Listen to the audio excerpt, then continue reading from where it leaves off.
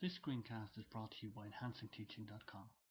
The topic that we're talking about today is one of the features of Twitter. The specific feature in question is Twitter tags. This is a short screencast to introduce you to the concept of Twitter tags and highlight a few tags that are relevant to education. In Twitter, you can follow users here and see what they're saying. However, there are millions of people on Twitter, and therefore you can't practically follow them all. A great option for you to be able to do is follow a topic rather than a person. You will see here that I follow 589 people and I have 581 followers. So even with all those people, there's no way I could keep track of what's going on. So let's follow a topic. Following topics is done through a feature referred to as hashtags. You can follow topic A, B, C, D. Doesn't matter how many different topics. All you need is what's called a hashtag. Everybody's familiar with luggage tags, price tags, and indeed dog tags, or both varieties of dog tags. In Twitter, we have hashtags. A hashtag is a way to essentially unite global tweets around a particular topic. According to the official source on Twitter, hashtags are a community-driven convention for adding additional context and metadata to your tweets. They're like tags on Flickr, only they add inline into your post. You create a hashtag simply by prefixing a word or a number with a hashtag symbol.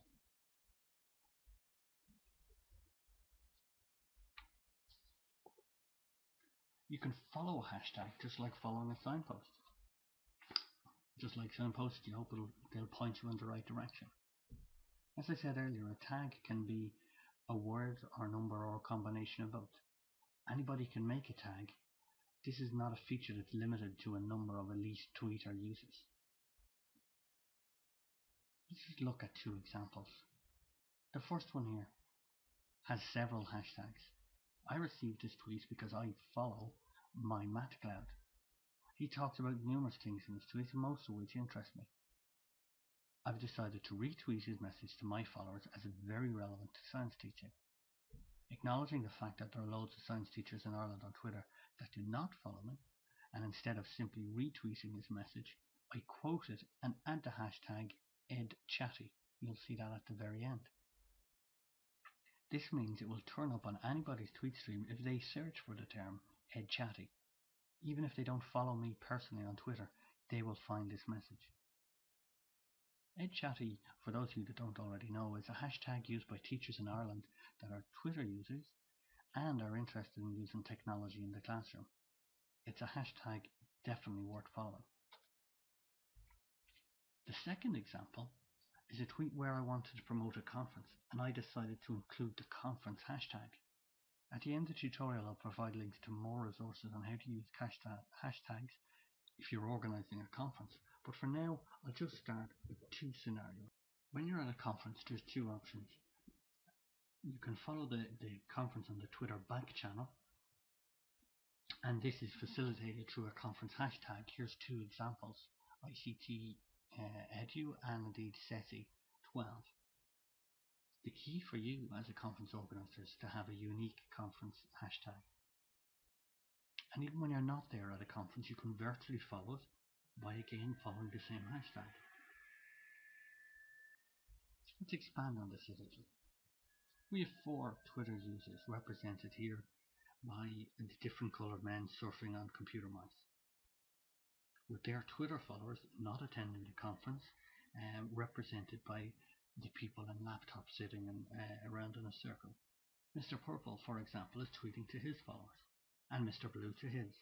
However, each participant in the conference uses a hashtag in their tweets. All 4 groups represented in this diagram are instantly connected.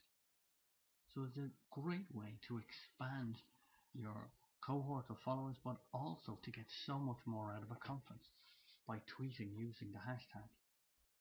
Earlier on I mentioned the hashtag EdChatty. It's a tag that I follow the closest on Twitter, and it's something that I cannot recommend highly enough. Led by the incredible Fred Boss from the NCTE, the knowledge that emanates from this group is absolutely incredible.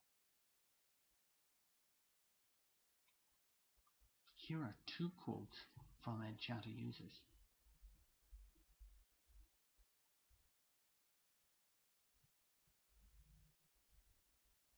So that's Ed Chatty. What about other education tags? Well, there's ICT EDU, there's Moodle, and there's a range more. And those eagle-eyed viewers there will notice I put Ed Chatty in twice. That's really showing where my loyalties lie on this one. Okay, where to next? The first link essentially is a blog outlining details on how to participate in a Twitter chat, how to go about it, and indeed the associated etiquette once you're there. The second tag does what it says on the tin. It's the ultimate guide to hashtags. Both are blogs that I would highly recommend reading. And of course, given the channel for promoting it again, I would say a step I would recommend is follow the Ed Chatty hashtag, and we have our conversation from 8:30 to 9:30 on a Monday evening during the academic term. I hope you enjoyed this short screencast, and if you'd like some more information, please log on to enhancingteaching.com.